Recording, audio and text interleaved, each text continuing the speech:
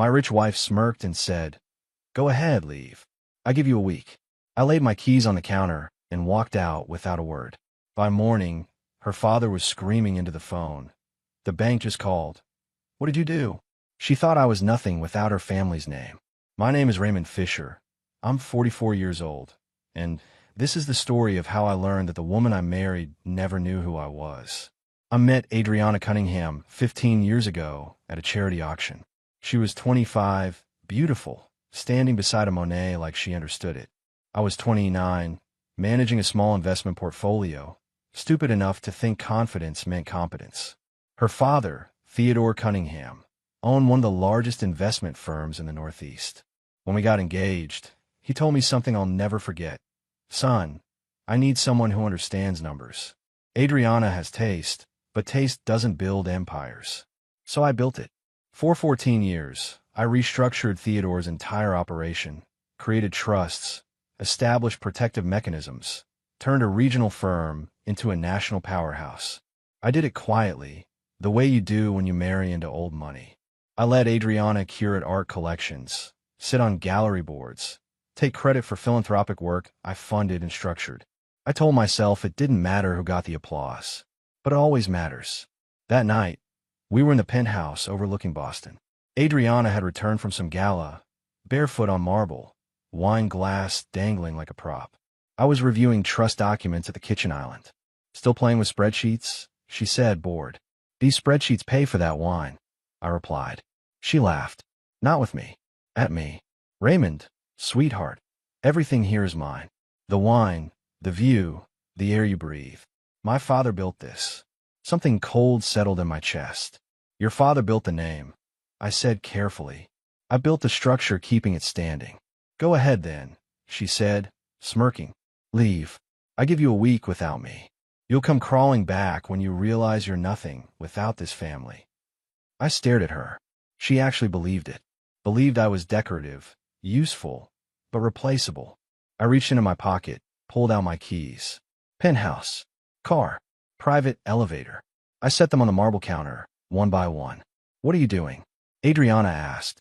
"You said leave," I said quietly. "So I'm leaving." I grabbed my coat and walked to the door. "Fine. Go," she called after me. "Jeff will change the locks in the morning anyway." I didn't respond. The door closed with a soft click. I took the stairs 42 floors down because I needed time to think. By the lobby, my phone was out. I sent 3 messages to 3 attorneys. One word: execute. I got into a car I'd bought months ago under a corporate LLC she didn't know existed. I didn't go to a hotel. I went to my office, the separate one, where I'd spent 2 years preparing for this. I sat at my desk and watched automated systems begin rerouting access across 17 accounts. Nothing illegal, just careful dismantling of a structure I'd built. By 3 a.m., Theodore's emergency credit line froze. By 4, Adriana's gallery fund flagged for review. By 5, the trust paying for the penthouse transferred control back to me. I leaned back and closed my eyes. Somewhere across the city, Adriana slept, thinking she'd won. By morning, everyone would know different. The sun hadn't fully risen when Theodore Cunningham's phone started ringing. I knew this because I programmed the alerts to cascade in a specific order, timed to maximize confusion. First the credit facility, then the operational accounts, then the trust protocols. Each one designed to send automated notifications to different departments, different people, different panic points. I was sitting in my office with black coffee watching the city wake up when my own phone buzzed. "Theodore." I let it ring through to voicemail. Then it rang again, and again. On the 4th call, I answered. "Raymond, what the hell is going on?" Theodore's voice was tight, controlled, but I could hear the edge underneath. "Good morning, Theodore," I said calmly. "Don't good morning me. I just got a call from First Harbor saying the backup credit line is frozen. They're saying there's a custodial authorization issue." "That's correct," I replied. Silence. "Then, explain." "I withdrew my custodial guarantees last night. The credit line was structured under my authorization as managing trustee.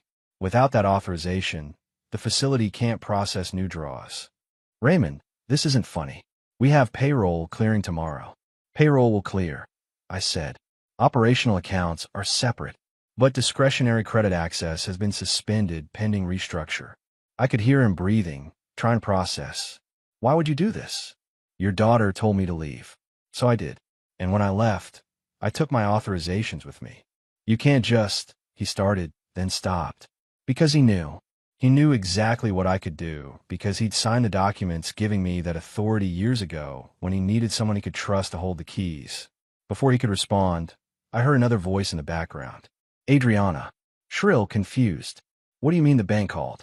It's 7 in the morning, she was saying. Theodore's voice became muffled as he covered the phone, but I could still hear him. The bank just called.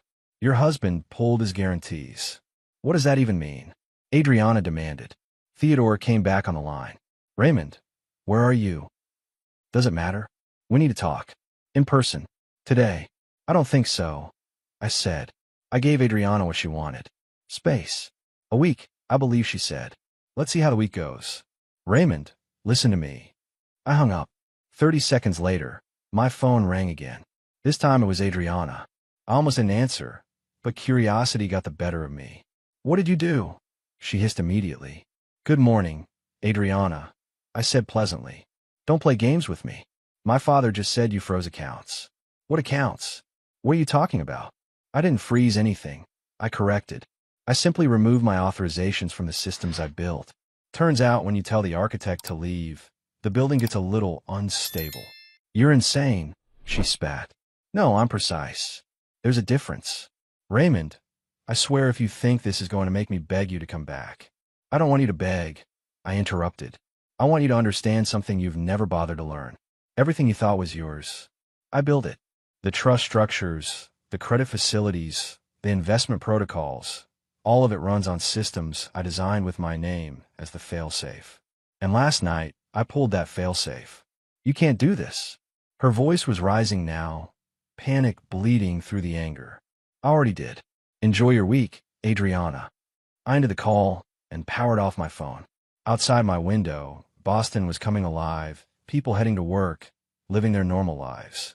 Somewhere across the city, in a penthouse that no longer recognized her codes, my wife was beginning to realize she'd made a terrible miscalculation, and her father was scrambling to figure out just how bad the damage really was. By noon, Adriana's world had narrowed to a series of declined transactions and unanswered calls. She sat in the penthouse living room, laptop open, staring at error messages she didn't understand. Her personal assistant had stopped responding. Her stylist canceled their appointment. Even her car service said her account needed updating. That's when her best friend, Monica, showed up unannounced. Monica had been Adriana's roommate at Yale, her maid of honor, the person she called after every gallery opening and charity gala. They'd shared everything for 20 years. Or so Adriana thought. I heard, Monica said, settling onto the white leather sofa without waiting for an invitation. Heard what? Adriana snapped, not looking up from her laptop. That Raymond left. That things are falling apart. Adriana's head jerked up. How did you? He told me. Monica said simply. The room went cold. What do you mean he told you? Adriana's voice was dangerously quiet. Monica pulled out her phone, scrolled, then turned the screen toward Adriana. Text messages. Dozens of them. Between Monica and Raymond. Dating back months. Before you lose it, Monica said calmly. It's not what you think. We weren't having an affair. Raymond reached out to me 6 months ago because he was worried about you. About us. About what you become. Adriana stared at the messages, her best friend's name, at the top of a conversation she'd never known existed. You've been talking to my husband behind my back. The words came out strangled. I've been watching you destroy him for years, Monica corrected. Every dinner party where you'd mock his work. Every gala where you'd introduce him as the finance guy like he was your accountant. Every time you'd roll your eyes when he tried to explain what he actually did. That's not. Adriana started. It is, Monica interrupted.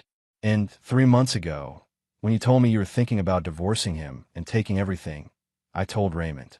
I told him you were planning to blindside him with papers and a legal team your father was assembling.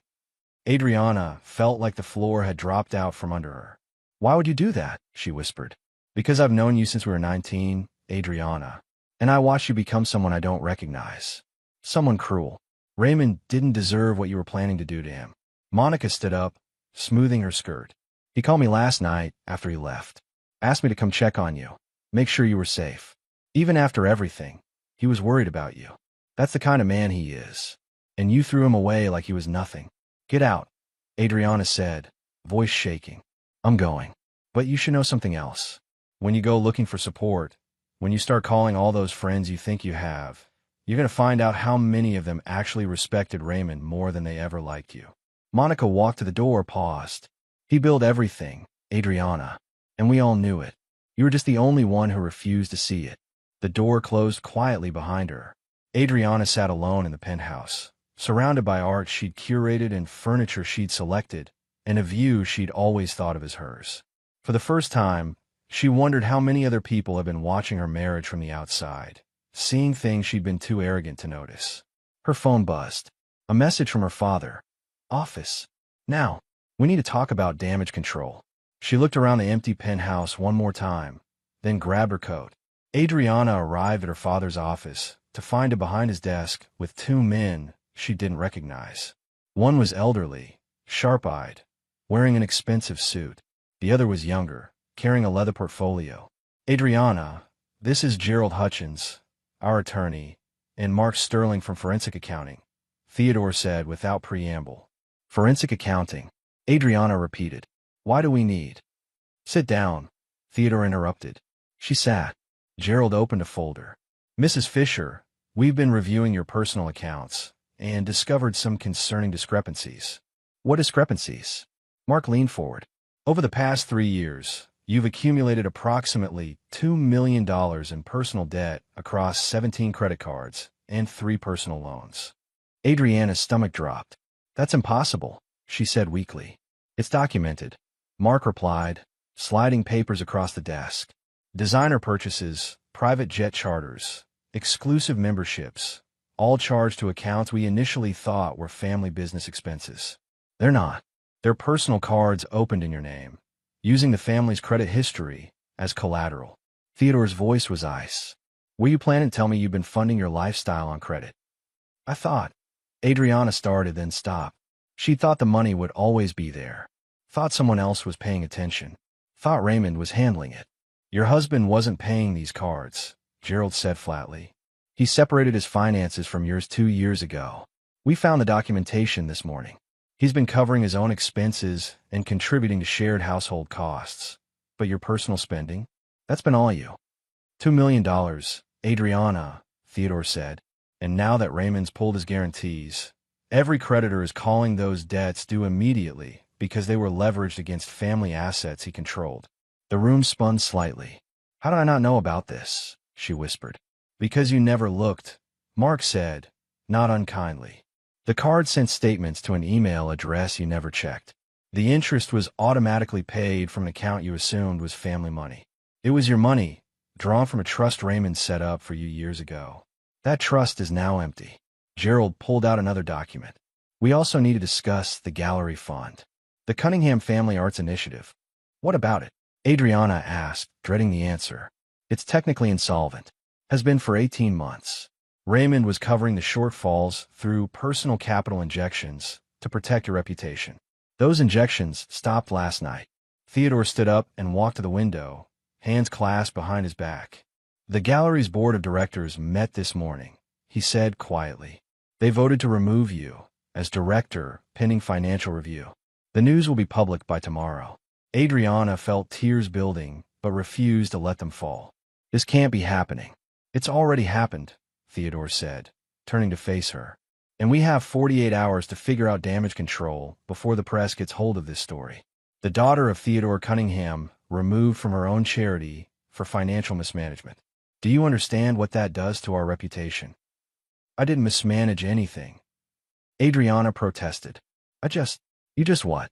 Theodore's voice finally rose. You just spent money you didn't have. You just assumed someone else would clean up your mess. You just mocked the one man who was holding everything together while you played curator. The silence that followed was deafening. Finally, Gerald spoke. We need to locate Raymond and negotiate. If he's willing to restore certain authorizations, we might contain this before it becomes catastrophic. He won't, Adriana said hollowly. I know him. Once he makes a decision, he doesn't reverse it. Theodore looked at his daughter with something that might have been disappointment or might have been recognition. Then we'd better figure out how to survive without him, he said. Because right now we're drowning. I hadn't seen my daughter Sophia in 2 days, and that was by design. Not my design, Adriana's. She'd been keeping Sophia close, feeding her a version of events where I was the villain who abandoned the family. But teenagers aren't stupid, and Sophia was sharper than most. When she finally called me Thursday afternoon, her voice was strained. Dad, can we meet? Just us. Of course. Where? The bookstore on Newberry Street, the one we used to go to. 30 minutes later, I walked into Trident Booksellers and found Sophia in the back corner, same spot where we used to sit when she was younger, reading her way through entire shelves while I worked on my laptop nearby. She looked exhausted, dark circles under her eyes, wearing her school uniform like she'd come straight from class. I sat down across from her. Hey, sweetheart. Mom says you're trying to destroy us, she said immediately, no preamble. That you've frozen all the accounts, and we're going to lose everything. She's been crying for 2 days. I took a breath. What do you think is happening? Sophia's jaw tightened. I think you and Mom had a fight, and you left. But I don't understand why the bank accounts matter. Why can't you just unfreeze them, and we can figure this out? Because they're not frozen, Sophia. I removed my authorizations from accounts I built and managed. Your mom is realizing that a lot of what she thought was hers was actually structured under my name for legal and tax purposes. So you did do this on purpose, she said, accusation in her voice. Yes, I said simply. I did. Your mother told me to leave. She said I'd come crawling back in a week when I realized I was nothing without the Cunningham name. So I left, and I took with me what was actually mine, the infrastructure, the authorizations, the systems that kept everything running. Sophia stared at me. That's cold, Dad. It's honest, I corrected. Sophia, I need to tell you something, and it's going to be hard to hear. Your mother was planning to divorce me 6 months ago. She was working with attorneys to structure it, so I'd leave with nothing, claiming I contributed nothing to the family wealth. Her eyes widened. What? Monica told me. Your mom's best friend. She came to me because she knew what your mother was planning wasn't right. I didn't want to believe it at first, but I started paying attention. Started documenting things. And 3 months ago, I found the emails between your mother and the law firm.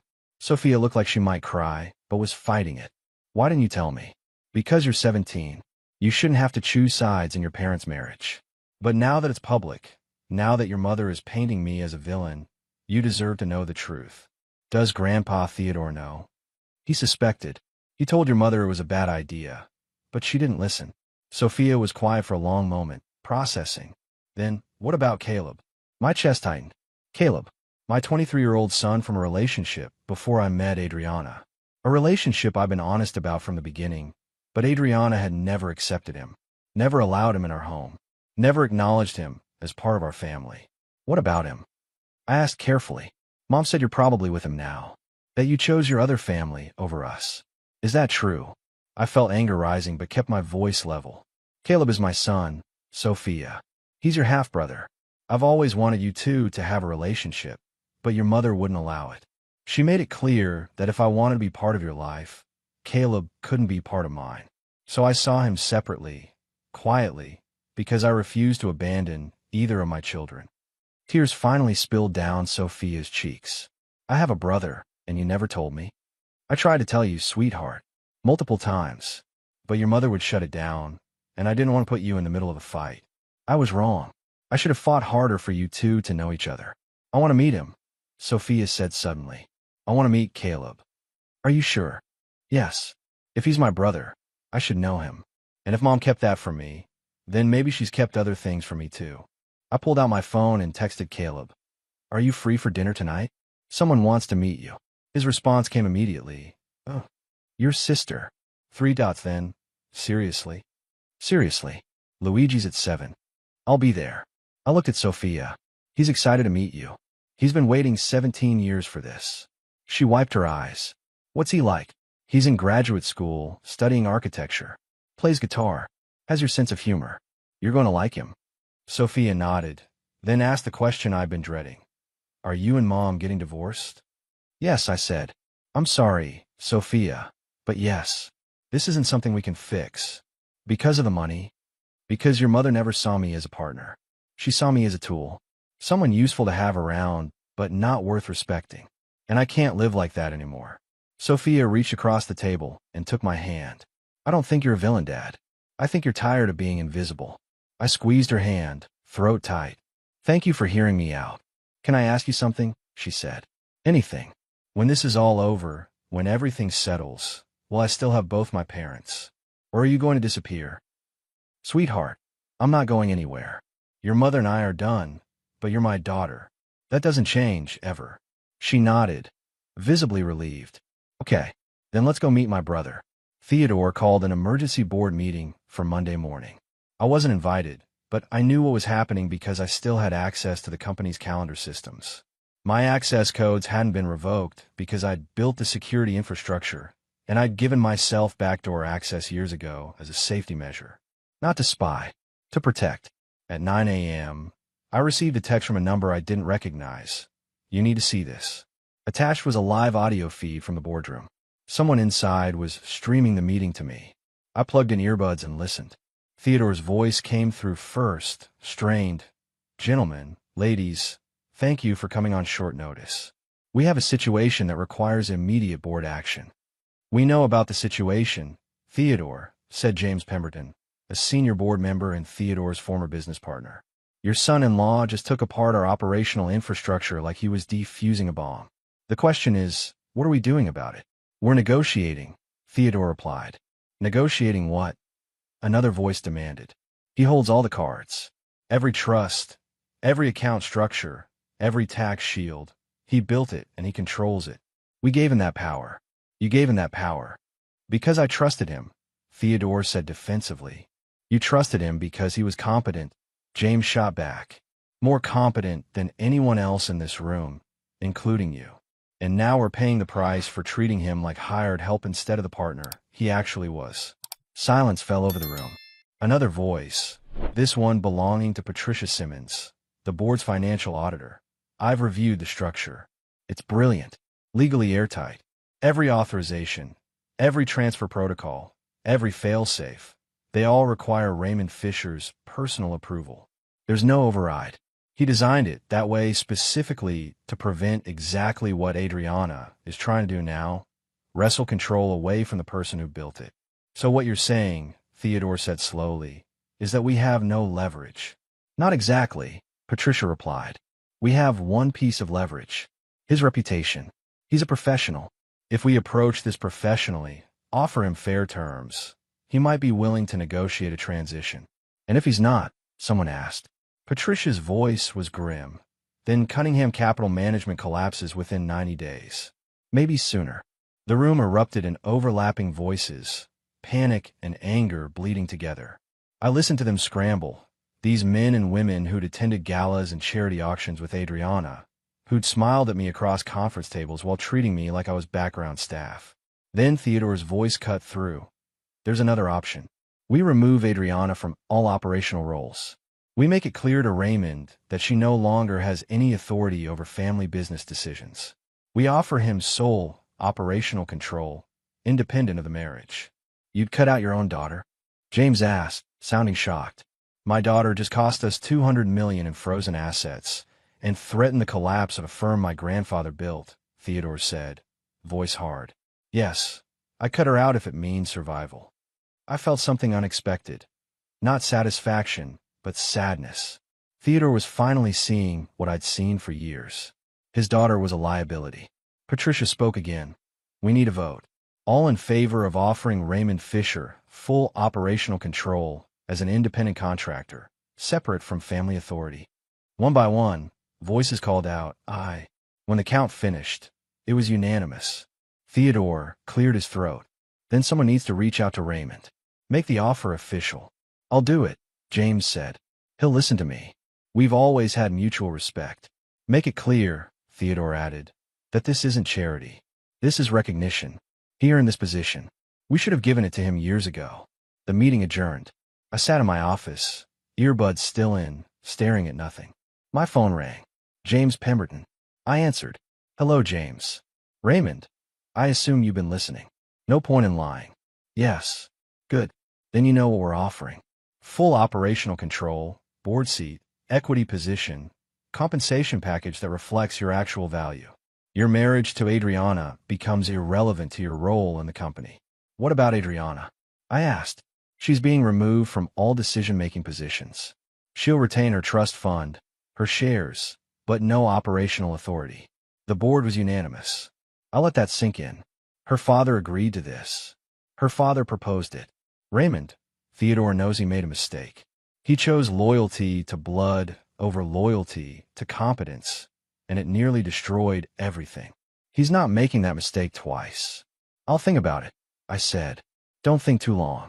We have 72 hours before credit agencies start downgrading us. He hung up. I sat there, holding the phone, feeling the weight of a decision that would define everything going forward. 3 days after the board meeting, I received a package at my office. No return address, just a plain manila envelope with my name typed on the label. Inside was a USB drive and a handwritten note. You deserve to know the truth. A friend. I plugged the drive into my laptop. It contained a PDF report, professionally formatted, dated over the past 6 months. The header read, Financial and Personal Activity Report.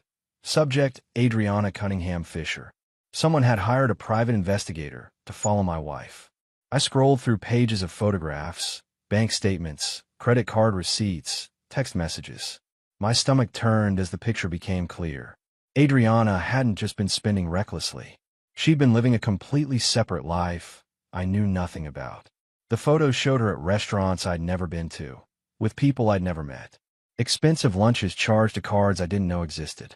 Hotel rooms in Boston booked under her maiden name. And then there were the text messages, extracted from phone records, conversations with someone named D, that made my blood run cold. Ray suspects nothing. He's too busy with his spreadsheets to notice I have a life. When are you leaving him? You've been saying that for months. Soon. My attorney says we need to wait until after the fiscal year closes. Better positioning for asset division. I leaned back in my chair, hands shaking slightly. The betrayal wasn't surprising. Not anymore. But seeing it documented, quantified, time-stamped, that hit different. I kept reading. The investigator had identified D as Derek Sullivan, a gallery owner from New York, divorced, family money, exactly the type Adriana would gravitate toward. They'd been seeing each other for 8 months, meeting at art shows, spending weekends at his place in the Hamptons while I thought she was at gallery conferences. The report concluded with a financial analysis. Adriana had spent approximately $340,000 on this relationship. Hotels, gifts, travel, all funded through credit cards she'd opened using the family's credit history as leverage. My phone rang. James Pemberton. Raymond, did you receive a package today? He asked without preamble. You sent this. I said, I hired the investigator 3 months ago. After the board meeting where you saved us from that disastrous merger deal, I started paying attention to how Adriana treated you. The dismissiveness, the mockery. It bothered me. So I did some digging. Why? I asked. Because you're the best financial mind I've worked with in 40 years, and I watched Theodore's daughter treat you like disposable help. I want to know if my instincts were right. They were. I stared at the screen, at the evidence of my wife's double life. What do you want to do with this? That's up to you. But Raymond, if you negotiate with the board, if you come back to Cunningham Capital, you need to do it from a position of absolute strength. That report gives you leverage. Adriana was planning to divorce you and paint you as a gold digger. Now you can prove she was the one exploiting the family's resources. This will destroy her reputation, I said. She was willing to destroy yours. James replied. I'm not telling you to use it. I'm telling you to have it, just in case she decides to get ugly. After he hung up, I sat alone with the evidence. Part of me wanted to send it to Theodore, to show him exactly who his daughter was. But another part, the part that still remembered loving her once, hesitated. My phone buzzed. A text from Sophia. Dad, can I stay with you this week? I can't be around Mom right now. She won't stop crying and blaming everyone but herself. I typed back, of course. I'll set up the guest room. Can Caleb come for dinner tomorrow? He's funny. I like having a brother. I smiled despite everything. Absolutely. He'll be glad to hear that. I looked back at the report on my screen, then closed the laptop. Whatever Adriana had done, whatever she'd planned, I had my daughter now. I had my son. I had the respect of the board and a future that didn't depend on her family's name. The truth was documented, secured, ready if I needed it. But right now, I had a guest room to prepare for my daughter. Adriana showed up at my office unannounced Thursday afternoon. My assistant tried to stop her, but she pushed past, bursting through my door like a storm. "We need to talk," she demanded. I looked up from my computer. "You should have called first." "I tried. You blocked my number." "I blocked your personal number. Your attorney has my attorney's contact information. That's how we communicate now." She closed the door behind her, leaned against it. She looked thinner, makeup not quite covering the exhaustion. "Raymond, please. Can we just talk like human beings for 5 minutes?" I gestured to the chair across from my desk. 5 minutes. She sat, clutching her purse like a lifeline. "I know you're angry. I know I said things I shouldn't have. But this, what you're doing, it's destroying everything." "I'm not doing anything," I said calmly. "I removed my authorizations from systems I built. That's all. That's not all, and you know it. My father's company is hemorrhaging money. The board is in chaos. My reputation is ruined. Your reputation is ruined because you spent $2 million you didn't have and got removed from the gallery board for financial mismanagement. I didn't do that. You did." Her face flushed. "I made mistakes. I admit that. But we can fix this. We can go to counseling, work through our issues."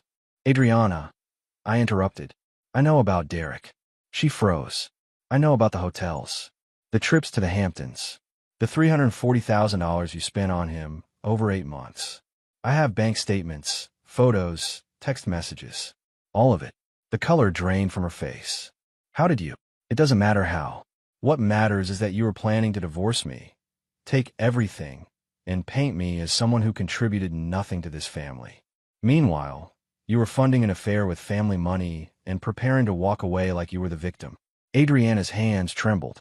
"Raymond, please, if that gets out, you lose whatever sympathy you still have. Your father will cut you off completely. The board will see you as a liability instead of just a disappointment. And any judge will laugh your attorney out of court if you try to claim spousal support." She stood up, voice breaking. "So what? You're going to blackmail me?" "No," I said, standing to face her. "I'm going to give you a choice. You can accept a fair divorce settlement, split assets appropriately, agree to shared custody of Sophia with no restrictions on my relationship with Caleb, and walk away quietly. Or you can fight me, drag this through the courts, and I'll make sure every single detail of your affair becomes public record." "You wouldn't do that," she whispered. "Try me," I said flatly. "I built everything you thought was yours. I protected you, provided for you, and loved you for 14 years. You mocked me, dismissed me, and planned to destroy me. So yes, Adriana, I absolutely would do that if you forced my hand." Tears streamed down her face now. "I didn't mean for it to go this far. I felt trapped, like I was living in a life someone else designed." "You were living in a life I designed," I corrected, "because you never bothered to learn how any of it worked. You just enjoyed the benefits and resented the person providing them." "What about Sophia?" she asked desperately. "Sophia is staying with me this week. She made that choice herself. And before you accuse me of turning her against you, she figured it out on her own. She's 17, not stupid." Adriana sank back into the chair, defeated. "So I've lost everything. My daughter, my reputation, my marriage." "You didn't lose those things," I said, voice softer now. "You threw them away because you thought you could always get something better. But there isn't anything better, Adriana. There's just different, and usually worse." She wiped her eyes, mascara smearing. "What happens now? Now you talk to your attorney.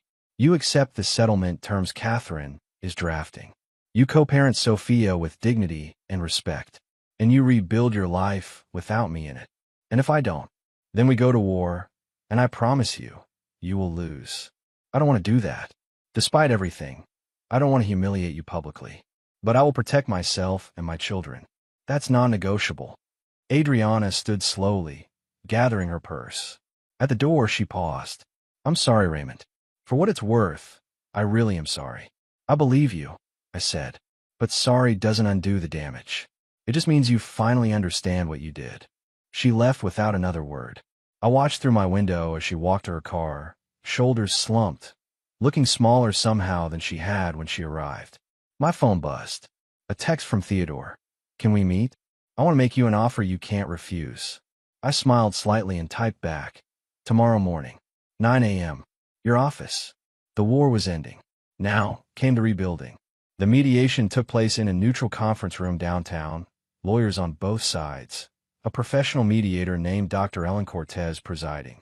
Adriana sat across from me, her attorney Roger beside her, both looking like they'd prepared for battle. Let's begin, Dr. Cortez said. Mr. Fisher, your attorney has submitted settlement terms. Would you like to summarize? Catherine spoke. My client proposes a clean division. Mrs. Fisher receives her trust fund, which remains intact at approximately $8 million. She keeps the art collection she personally curated, valued at $2 million. Mr. Fisher retains his equity stake in Cunningham Capital, his personal accounts, and his separate business holdings. That's completely unacceptable, Roger interrupted. Mrs. Fisher contributed 14 years to this marriage. Mrs. Fisher contributed 14 years of spending. Catherine cut him off. We have documentation showing she accumulated $2 million in personal debt and spent an additional $340,000 on an extramarital affair. My client subsidized her lifestyle while she actively planned to divorce him and take everything. Adriana's face went white. Roger leaned over, whispered urgently to her. We also propose, Catherine continued, joint custody of Sophia with no restrictions on Mr. Fisher's relationship with his son Caleb. Mrs. Fisher attempted to exclude Caleb from family gatherings for years. That ends now. Sophia should decide where she wants to live. I added. Not us. She's 17, smart enough to make that choice herself. Dr. Cortez looked at Adriana.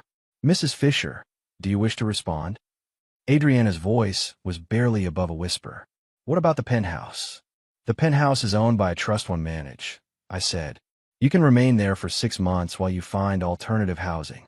After that, it will be sold or reassigned. 6 months, she said, looking panicked. That's generous, considering you told me to leave with nothing, I replied calmly. Roger cleared his throat. My client would like to discuss the affair allegations privately. No, I said firmly.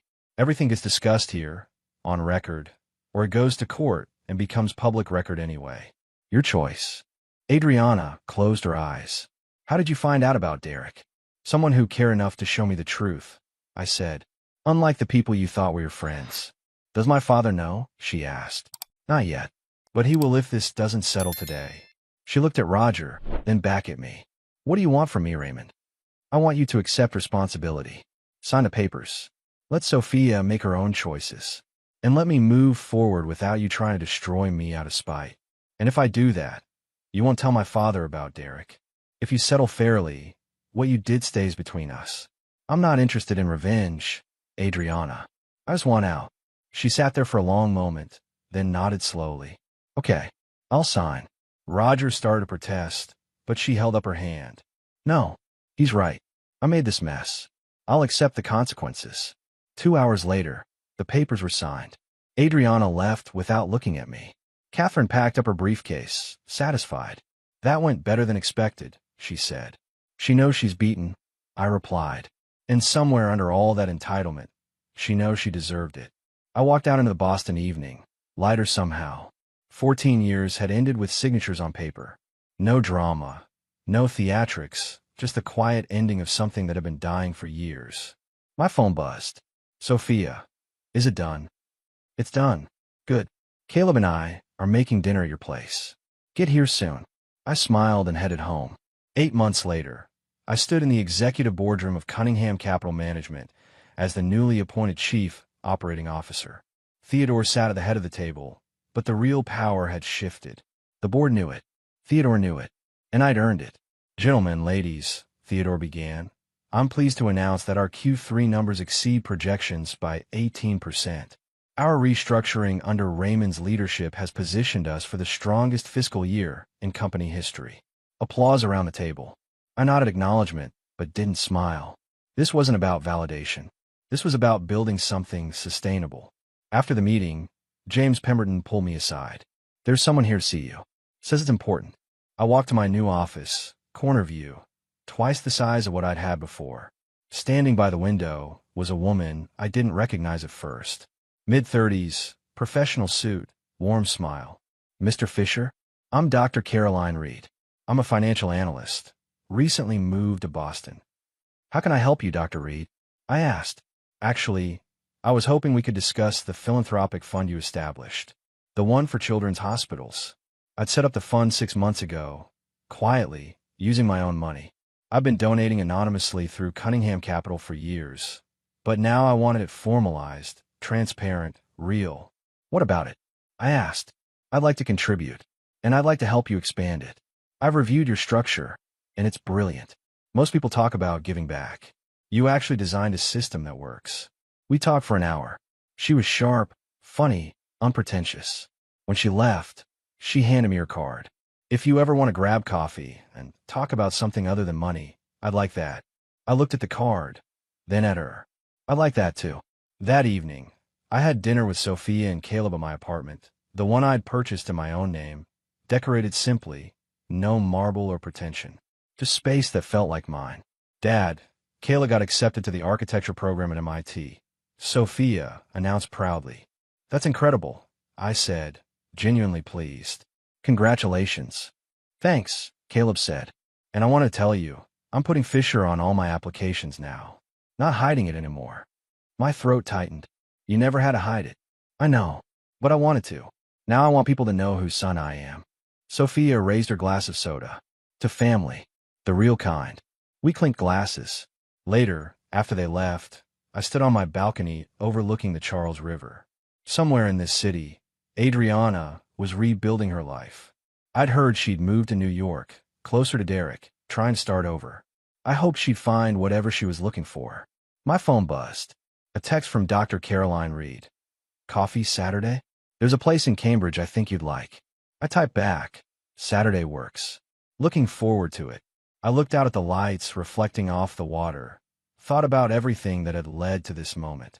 The mockery, the dismissal, the moment I'd laid those keys on the counter and walked away from everything I thought was permanent. Turned out, nothing was permanent except the things you built yourself. The foundation held, and on it, I was building something new, something real, something mine.